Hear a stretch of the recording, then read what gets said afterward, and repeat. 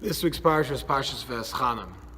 Parshas Va'Eschanan begins with Moshe's pleas to God to nullify the decree that he should not enter the land of Israel. Hashem decreed that Moshe should not enter the land of Israel for reasons which we will not discuss. And now Moshe pleads with Hashem, he begs Hashem, he prays to Hashem that Hashem should nullify that decree.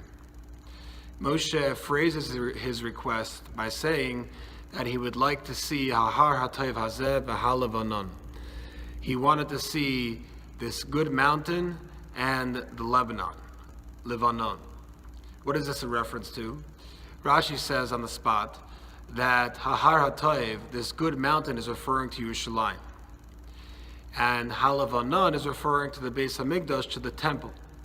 Moshe desired to enter the land of Israel not to see its beautiful landscapes or to experience its exquisite fruit.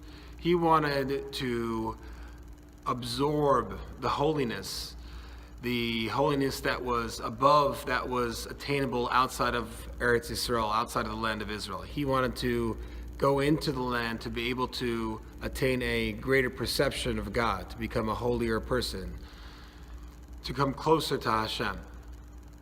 That was his request. It was totally selfless. Now Hashem's response is equally perplexing. Moshe asked to attain the holiness. His goal was to enter the land of Israel to gain the holiness that he could get there. But Hashem responds to him, first of all, Ravloch, it is too much for you. Don't speak to me anymore. Your request is not granted. But then all of a sudden Hashem says, Soinecha, look, Yalma, Tzafona, Negba, V'Seimana, look all different directions, and you will see with your eyes, which the Sifri understands to mean that Moshe actually was able to feel and touch the land. He experienced the land in a very intimate way. And where did he experience the land? In all different directions, north, south, east, and west. Every single landscape, every single fruit, every single flower, Moshe saw, and Moshe could feel. Now, Moshe asks to enter the land of Israel in order to gain its holiness. Hashem responds by denying his request, but then giving something which he didn't even ask for, which is the ability to feel and touch the land of Israel. How do we understand this back and forth between God and Moshe? So when Hashem says that Moshe's request is denied, he says Rav Loch.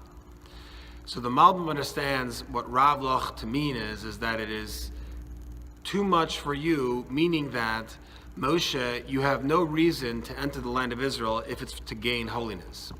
You have already achieved any holiness possible, which would be only possible in the land of Israel. Now you may ask, well, don't we learn that the person can only gain certain levels of kedusha, of holiness, only upon living, settling in the land of Israel? That there, when you live, you have more possibilities in the spiritual sense. And Moshe never actually went to Eretz Yisrael. So for this, we have a classic answer. And that is that Moshe, for 40 years, and probably beyond 40 years, yearned to settle in the land of Israel. He cherished what it stood for. He always thought about it. It was in his mind at all times. And he constantly convinced the Jewish people of its merit. Because of Moshe's consistent yearning and hoping for the day that he would enter the land of Israel, that itself caused him to be able to attain the holiness as if he would have lived in the land of Israel.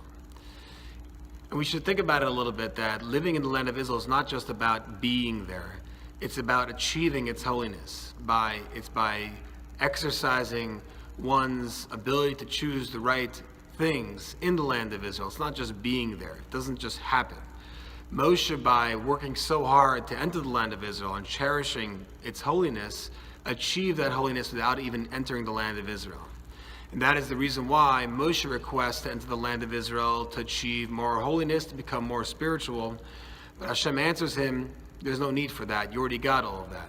What I will show you is the terrain, the the landscape, flowers, the fruit, and so on.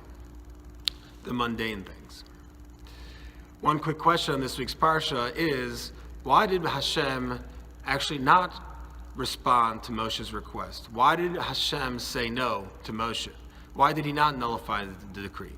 Moshe, his faithful servant of 40 years, Moshe, the humble, Moshe, the leader of the Jewish people who sacrificed everything to execute his position properly, why did Hashem not grant his very, very minute request? Have a good Shabbos.